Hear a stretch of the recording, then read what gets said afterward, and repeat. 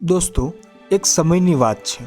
એક ખેડૂતનો પાક વારા ઘડીએ ખરાબ થઈ જતો હતો. ક્યારેક ખૂબ વરસાદના કારણે, ક્યારેક ખૂબ જ તડકાના લીધે, તો ક્યારેક ઠંડીના કારણે તેનો પાક ઉગી શકતો ન હતો. એક દિવસ ખેડૂત આ બધાથી કંટાળીને ભગવાન પર ગુસ્સે થાય છે અને ભગવાનને કોસે છે. એટલે ભગવાનથી ન રહેવાયું એટલે ભગવાન પ્રગટ થયા. ખેડૂત ભગવાનને કહે છે કે ભગવાન, તમને ખેતી વિશે કાંઈ જ ખબર પડતી નથી. તમે ખોટા સમયે વરસાદ વરસાવો છો, તમે ગમે ત્યારે ગરમી વરસાવો છો અને ગમે ત્યારે ઠંડી પાડો છો. આના કારણે દર વખતે મારો પાક બરબાદ થઈ જાય છે. ભગવાન હસીને કહે છે, સાચી વાત છે, મારી ભૂલ થાય છે. બોલ, હવે હું શું કરું કે તું ખુશ થાય? ખેડૂત કહે, તમે હવામાન મારી ઈચ્છા મુજબ બનાવો. દરરોજ હવામાન મારી ઈચ્છા મુજબ બદલાશે. ભગવાન કહે, સારું, હવે આવું જ થશે. અને ભગવાન આવું કહીને ગાયબ થઈ જાય છે. બીજા દિવસથી ખેડૂત ખેતી કરવા લાગે છે. જ્યારે તેને વરસાદ જોઈતો હોય ત્યારે વરસાદ પડતો હતો, જ્યારે સૂર્યપ્રકાશ જોઈતો હોય ત્યારે સૂર્યપ્રકાશ પડતો હતો.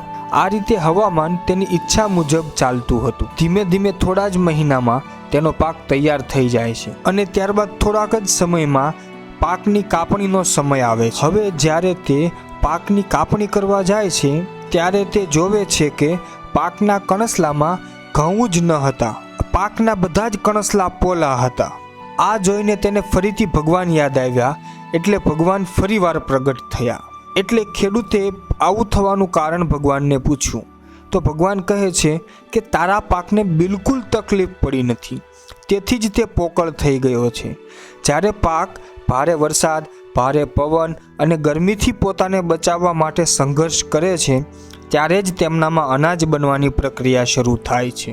જેમ સોનાને ચમકાવવા આગમાં ગરમ કરવું પડે છે, તેવી જ રીતે પાક માટે પણ સંઘર્ષ જરૂરી છે. ખેડૂત સમજી જાય છે અને તેને પોતાની ભૂલનો અહેસાસ થાય છે. દોસ્તો, આવી જ રીતે જ્યાં સુધી આપણા જીવનમાં અવરોધો ન આવે ત્યાં સુધી આપણી પ્રતિભા નિખરતી નથી. અવરોધો આપણને હિંમતવાન બનાવે છે. સમસ્યાના કારણે જ આપણે હિંમતવાન બનીએ છીએ. ઘણા બધા મારા મિત્રોના જીવનમાં મુશ્કેલીઓ આવતી હોય છે, એટલે આપણે હારી જવાનું નથી. તે મુશ્કેલીઓ આપણને કંઈક શીખવવા જ આવે છે. આ મુશ્કેલીનો સામનો કરીને આપણે પરિપક્વ બનવું જોઈએ. આ મુશ્કેલી કોઈ પણ સ્વરૂપે હોઈ શકે છે. પરીક્ષામાં અસફળતા, ધંધામાં નુકસાની. દોસ્તો, આ જીવનનો એક ભાગ છે. તેનો સામનો કરીને આપણે પરિપક્વ બનીશું.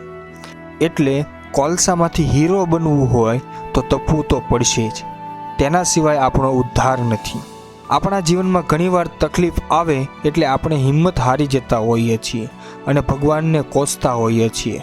પણ તકલીફ વગર આપણે આપણું ઘડતર નહીં કરી શકીએ.